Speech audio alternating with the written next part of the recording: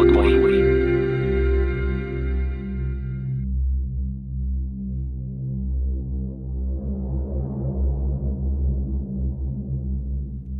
Bienvenido a mi podcast. Soy Dani Tres Palacios, el Tripas. Bienvenido a este especial de Halloween. Estamos entrando en el capítulo número 7, el séptimo episodio de este especial que espero esté disfrutando, porque Halloween solo hay uno al año y es una fecha muy especial para los amantes de lo paranormal, porque creemos que es cuando estos espíritus, estos demonios, estas brujas salen y nos buscan, nos visitan y hasta posiblemente nos atacan. Debido a esto, a lo largo de toda la historia, ha habido miles de historias de Halloween. Algunas que no creemos, otras que hemos vivido. Pero a continuación, les traigo un invitado, alguien amante de los libros, del cine, y su información es brillante. Es Tulio Fernández, quien ha querido entrar en este especial de Halloween para traernos información que seguramente nos va a producir escalofrío, temor, pero que a la vez nos produce placer, porque así somos los amantes del miedo. Nos da cierta curiosidad, nos da miedo, pero al final nos da bastante placer oír estas historias. Así que ajuste sus audífonos, ajuste el volumen de su radio y espero sea de su agrado, pero a la vez de temor, este invitado y este capítulo número 7 de mi especial de Halloween.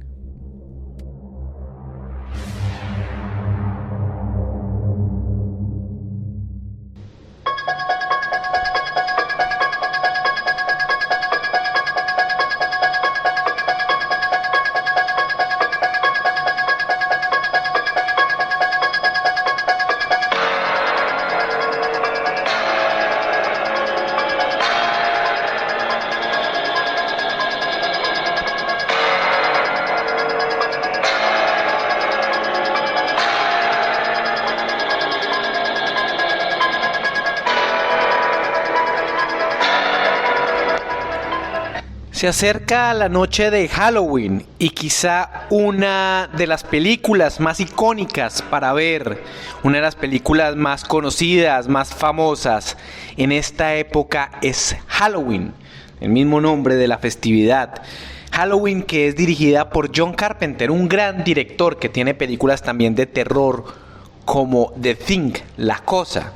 Pero esta película es muy especial porque esta película inaugura un género, le da la fuerza a un género muy importante, un género que disfrutamos muchísimo, que es el género del slasher, el género de este asesino en serie, este asesino imparable, fuerte, poderoso, este asesino que no se detiene ante nada, que siempre tiene su rostro oculto, como pasa por ejemplo con Jason Voorhees de la saga de Viernes 13, como pasa con Scream. Freddy Krueger incluso tiene el rostro deforme, y estos slashers buscan atormentar, buscan matar a las personas. Y esta película fue hecha hace mucho tiempo, fue hecha en 1978 y nos cuenta la historia de Michael Myers. Michael Myers era un niño que en 1963, a sus 6 años, asesina a su hermana a puñaladas.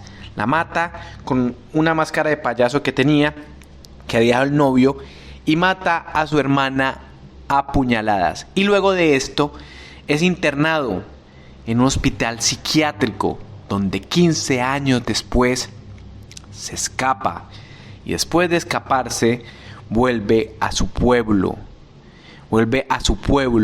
para seguir la estela de la muerte, para seguir asesinando y matando gentes. Esta película fue un gran éxito en su tiempo, en 1978, pues se hizo con muy poca plata, se hizo con $300,000 y recaudó más de $70 millones. No solo eso, esta película también hizo que Jamie Lee Curtis, esta actriz, se volviera famosa. También le dio la fama al director, le dio la fama a este gran director John Carpenter, el cual ya había hecho una película que llamaba Asalto al Precinto 13. De hecho, de uno de sus productores fue que él saca el nombre Mike Myers en homenaje a una persona que lo ayudó para darle el nombre a este asesino. Pero esta película, que ha sido tan maravillosa, esta película que uno disfruta, que a día de hoy se sigue viendo tan bien, tiene raíces, tiene bases en casos reales, en casos terribles, en casos de asesinato, en casos de muerte. Les voy a hablar de las bases, de los orígenes, de la inspiración que logró hacer de Halloween la película que soy. Para ello, vamos a hablar primero de la inspiración de Mike Myers, de una de las inspiraciones personales que le ocurrieron a John Carpenter cuando era un joven estudiante. Él estudió en una universidad que se llamaba la Western Kentucky University, y en las clases de psicología que tenía, él tuvo que visitar una institución para pacientes con problemas mentales. Él llegó al hospital y conoció a un joven, a un niño de 12, 13 años, el cual tenía una mirada asesina, el cual tenía una mirada de solo maldad, tenía una mirada que le lava a uno el alma. Pero que no sea yo quien les cuente, voy a dejarles al señor Carpenter que nos cuente en un documental que hizo que llama A Cut Above the Rest. Él cuenta la inspiración. Este es John Carpenter. But when I was in college, I had a class, psychology or something, and we visited a mental institution, and this was in Kentucky. And I visited the most serious mentally ill patients. Then there was this kid, I must have been 12 or 13, and he literally had this look that I gave the lines to Donald Pleasance to say, I met this 6-year-old child with this blank, pale, emotionless face and the blackest eyes, the deathless eyes. I spent 8 years trying to... Aquí, en este... And then another 7 trying to keep him locked up because I realized that what was living behind that boy's eyes. En este fragmento se nos muestra lo que sintió Carpenter a ver a esta persona. Él dice: visitamos a los pacientes más enfermos, los que tenían problemas más serios. Y allí estaba ese niño que debía tener unos 12 o 13 años con aquella mirada. Era una mirada esquizofrénica, una mirada realmente demoníaca. Fue traumatizante. Para mí probablemente lo más terrorífico que he visto. De hecho, en el audio que les pasé ahora, él queda tan impresionado con la experiencia que vivió que uno de sus personajes, que es la segunda parte del audio que les pasé, dice, pone al Dr. Loomis, quien es la persona encargada de detener a Mike Myers. Dice: esta cara vacía, sin emociones, los ojos negros, los ojos del demonio. Gasté 8 años tratando de alcanzarlo y otros 7 intentando encerrarlo. Pues me di cuenta que lo que estaba viviendo detrás de esos ojos de niño era maldad pura. Esta es la historia de una de las inspiraciones que tuvo este director John Carpenter para hacer Halloween, pero no fue la única. Hay una persona más, hay 2 casos más de asesinatos, casos terribles de personas que están mentalmente enfermas, mentalmente locas. Uno de ellos es muy conocido, se llama Ed Kemper. Edmund Kemper desarrolla un comportamiento psicopático desde muy joven. Ed Kemper torturaba y asesinaba animales, representaba ritos sexuales con las muñecas de su hermana y le rompía los juguetes a ellas, las desmembraba y decapitaba sus muñecas. Incluso llegó a decir que para besar a una maestra por la que se sentía atraído tendría que matarla previamente. Era tanto el trastorno de Kemper que su madre, al verlo así, lo obligaba a dormir en el sótano porque tenía miedo que abusara, que matara, que decapitara a sus hermanas. De hecho, era tan terrible la situación que lo alimentaba con cabezas de pescado.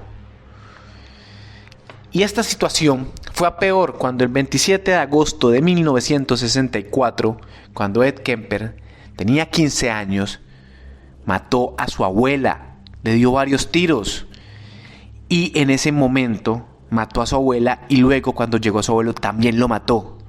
Le dio varios tiros y él mismo llama a su madre y le dice que avise a la policía porque él había matado. Las declaraciones que tuvo la policía es que él quería ver qué se sentía matar a su abuela. Y que mató a su abuelo porque sabía que se enfadaría por haber cometido este asesinato. Él fue internado en el Hospital Estatal de Atascadero, pero ahí demostró su gran inteligencia porque se convirtió en amigo del psicólogo, se convirtió en el asistente.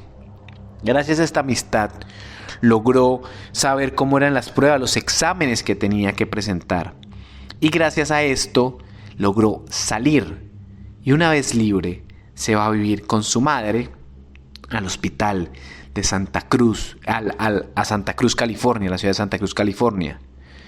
Luego de esto, sigue con su vena asesina. Entre mayo del 72 y febrero del 73, él mata a varias estudiantes que se encontraban en las autopistas. Las llevaba a zonas aisladas para matarlas, las acuchillaba, les pegaba tiros, las asfixiaba y luego las trasladaba a donde él vivía, donde practicaba necrofilia, donde tenía sexo con los cadáveres para posteriormente desmembrar los cuerpos. Usualmente él lo que hacía era que cogía los cuerpos desmembrados y los tiraba a barrancos, los sepultaba en campos, pero en una ocasión fue más allá.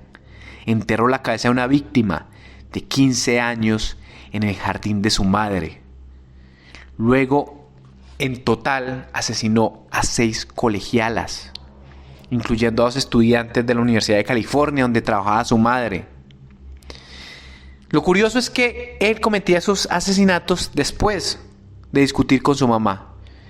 Y en abril del 73, él pasó más allá y golpeó repetidamente a su madre en la cabeza hasta matarla. Lo hizo con un martillo de zapatero mientras ella dormía. La asesinó, luego la decapitó y violó su cabeza. Y arrojó sus cuerdas vocales al triturador de la cocina. Más adelante, en declaraciones, Kemper dijo que eso parecía apropiado, tanto como ella me maldijo, gritó y chilló por muchos años.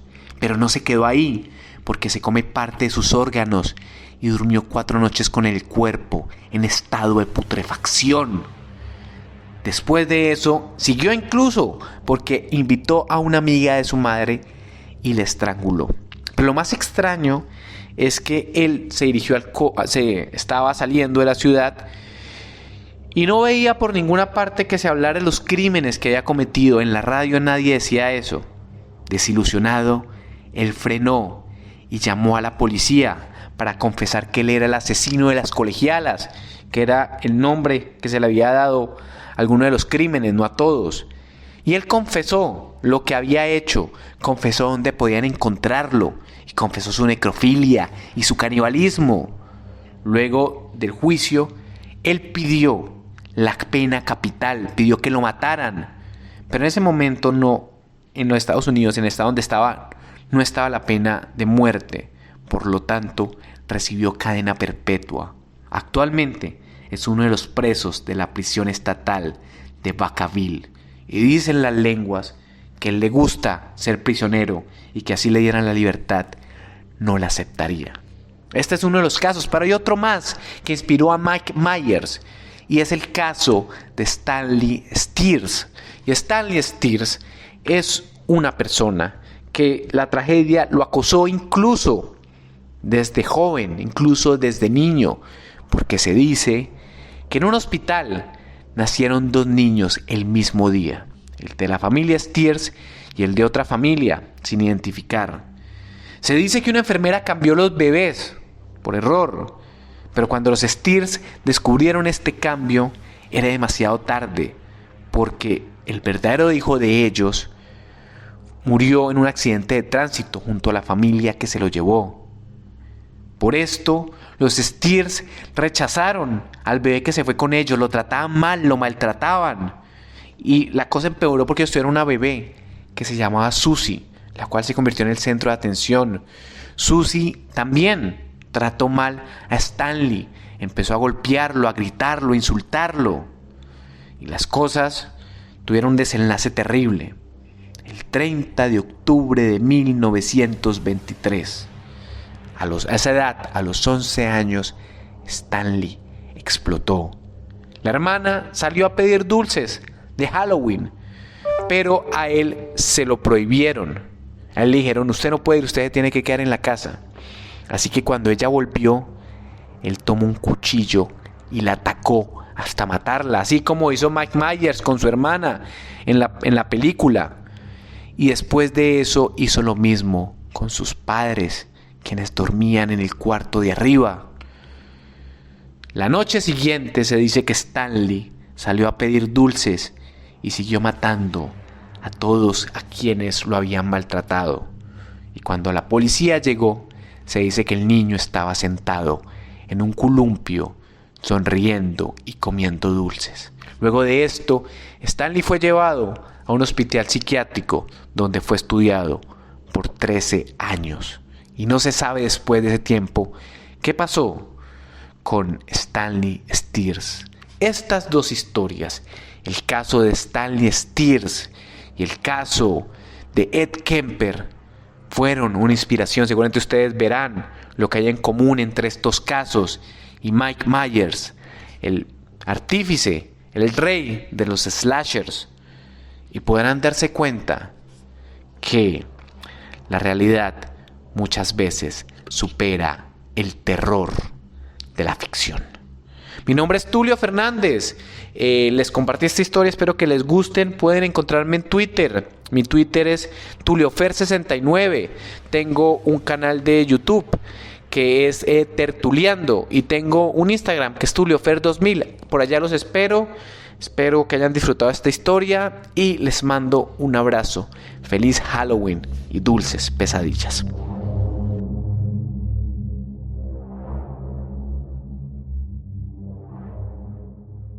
Tulio Fernández, espectacular que usted haya entrado en este especial de Halloween, como siempre, con toda su información y todos estos temas que nos llaman la atención, pero que nos producen también cierto temor.